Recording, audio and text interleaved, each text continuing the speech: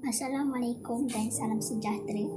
Hari ini kami akan membentangkan tajuk berkaitan dengan pelaburan forex dari segi perspektif Islam. Terlebih dahulu, saya perkenalkan nama nahnu ahli kumpulan kami, iaitu yang pertama, Muhammad Daniel bin Khalid. Yang kedua, Nur Syafiqah Zulaika binti Rosli.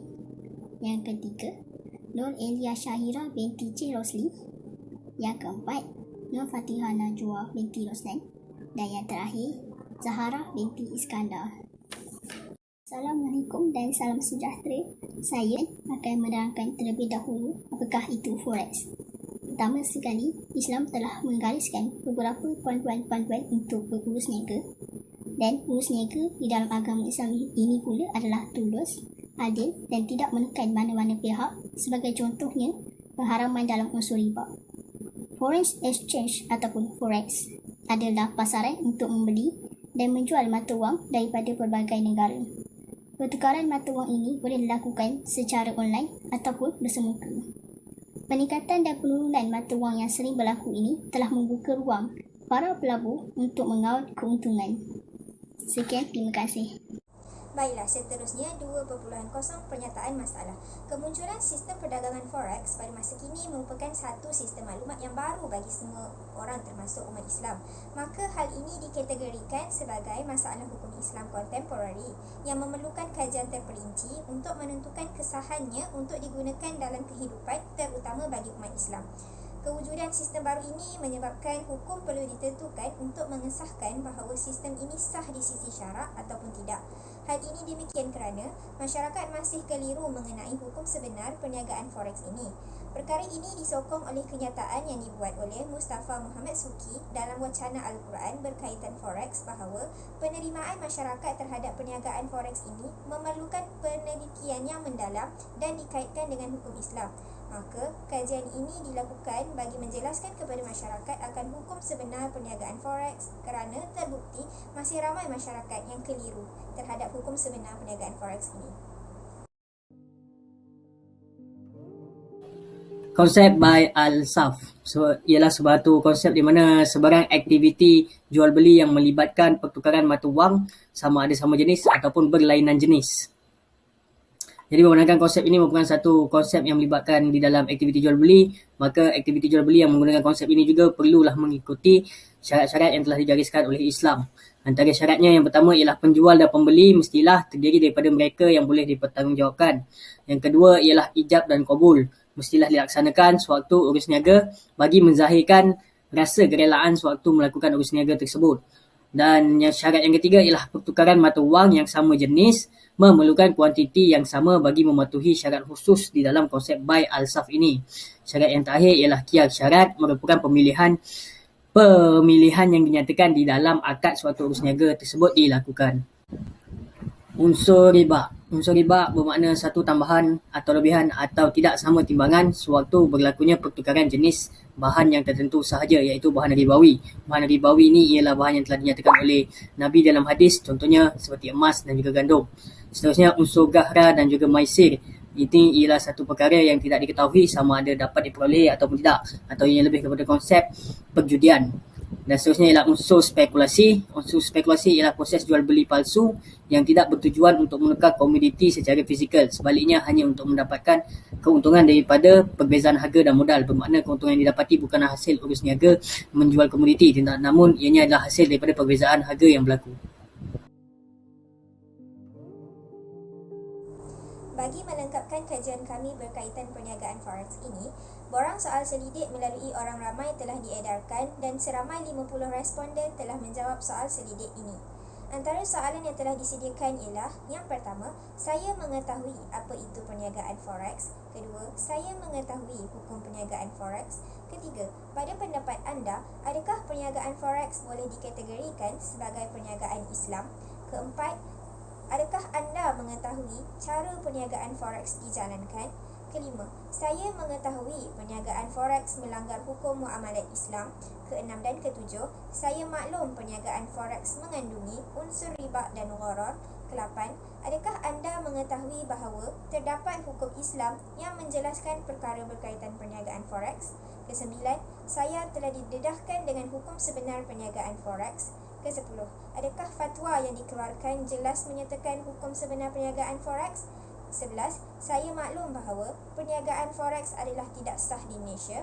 12. Pernahkah anda terlibat dengan perniagaan forex? 13. Adakah perniagaan forex boleh dijadikan sumber pendapatan? Ke-14. Adakah perniagaan forex membantu meningkatkan ekonomi negara? 15. Adakah anda akan menyertai forex jika hukumnya dibenarkan syarak? Antara hasil dapatan daripada borang soal selidik, bagi soalan, saya mengetahui hukum perniagaan forex, terdapat 4% yang tidak tahu akan hukum sebenar perniagaan forex, manakala 16% responden mengetahui akan hukum sebenar perniagaan forex. Bagi soalan, saya telah didedahkan dengan hukum sebenar perniagaan forex pula, terdapat 34% responden masih tidak terdedah dengan hukum sebenar perniagaan forex. Bagi soalan, adakah anda mengetahui bahawa terdapat hukum Islam yang menjelaskan berkaitan perniagaan forex? Sebanyak 6% responden tidak tahu sama sekali dan 24% responden sangat mengetahui. Seterusnya, bagi soalan, saya tahu bahawa fatwa telah dikeluarkan oleh Mufti Kebangsaan berkaitan hukum perniagaan forex. 10% responden tidak mengetahui dan 22% responden cakna dengan fatwa yang telah dikeluarkan tersebut. Seterusnya, bagi soalan, adakah fatwa yang dikeluarkan menyatakan dengan jelas berkaitan hukum perniagaan forex? Majoriti responden tidak mengetahuinya. Dan akhir sekali, bagi soalan adakah anda akan menyertai perniagaan forex jika hukumnya dibenarkan syarak, dan majoriti menjawab mahu menyertai perniagaan forex jika perniagaan tersebut dibenarkan oleh syarak. Implikasi kajian yang bertajuk Pelaburan Forex dari perspektif Islam kepada masyarakat adalah: yang pertama, masyarakat dapat mengetahui informasi tentang perdagangan forex dengan lebih mendalam. Dalam kajian ini, pendedahan mengenai hukum forex disertakan dengan hujah-hujah yang menyokong serta hadis-hadis yang sahih.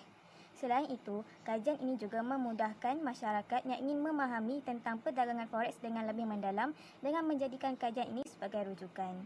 Yang kedua, masyarakat dapat mendalami unsur-unsur atau konsep yang terlibat dalam perdagangan forex. Dalam kajian ini, terdapat pendedahan tentang unsur-unsur yang wujud dalam perdagangan forex seperti unsur bai al-najasi, unsur al-qimar atau perjudian dan unsur-unsur lain. Sekaligus, masyarakat dapat membuat keputusan sama ada mereka patut terlibat dalam perdagangan forex atau tidak, terutamanya masyarakat yang beragama Islam. Yang ketiga, kajian ini dapat menjadi garis panduan untuk memudahkan masyarakat memahami tentang sistem perdagangan forex. Kajian ini telah menyatakan bahawa perdagangan forex atas talian adalah tidak dibenarkan mengikut hukum syarak kerana terdapatnya unsur-unsur dan perkara yang menyimpang dengan hukum-hukum syarak. Akhir sekali, kajian ini juga dapat menjadi antara salah satu medium untuk memberi kesedaran kepada masyarakat mengenai hukum sebenar forex. Di Malaysia, isu forex masih samar-samar lagi. Terdapat juga percanggahan pendapat dalam kalangan masyarakat mengenai isu ini. Justeru, melalui kajian ini, kami telah memberi hukum sebenar mengenai perdagangan forex dan hukumnya adalah haram mengikut syarak. Kesimpulannya, kajian ini telah memberikan implikasi yang positif kepada masyarakat yang menginginkan kepastian tentang perdagangan forex. Seterusnya adalah cabaran dan cadangan penambahbaikan dalam kajian ini.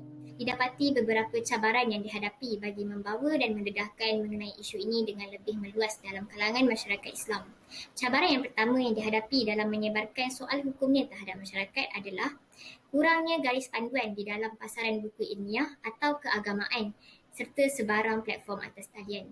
Boleh dikatakan ada sedikit sahaja yang membahaskan isu ini di platform media, namun kurang diyakini kerana tiada lagi kenyataan rasmi di platform yang utama dan di platform yang formal tentang hukumnya secara jelas. Keadaan ini boleh difahami kerana perdagangan forex ini sendiri baru sahaja naik dan mula aktif di negara-negara Islam sebagaimana di negara Malaysia.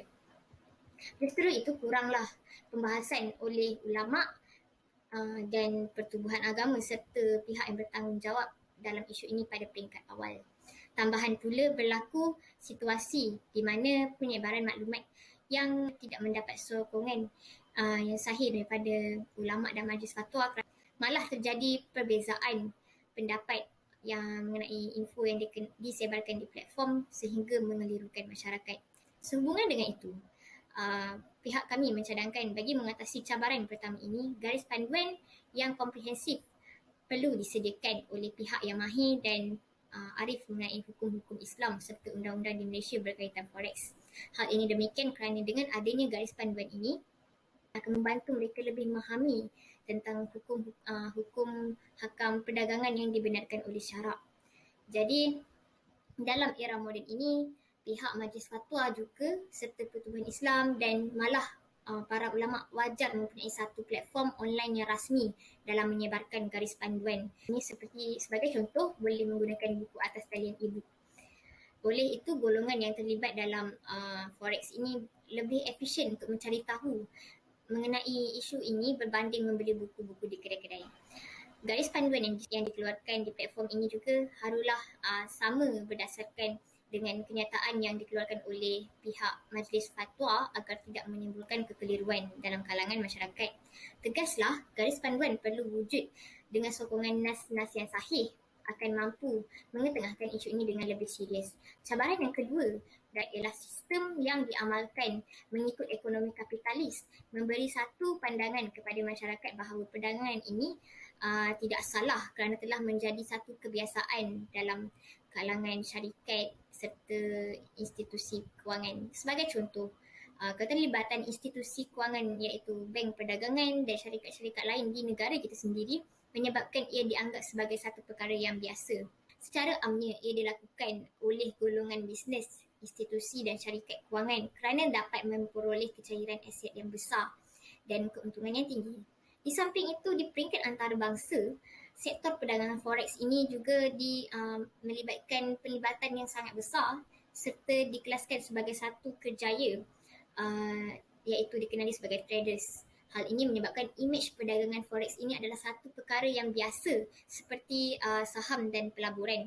Jadi ia menjadi satu cabaran dalam membetulkan semula pandangan imej berkenaan hukum pelibatan dalam perdagangan forex ini di mata masyarakat, khususnya kepada masyarakat Islam sendiri.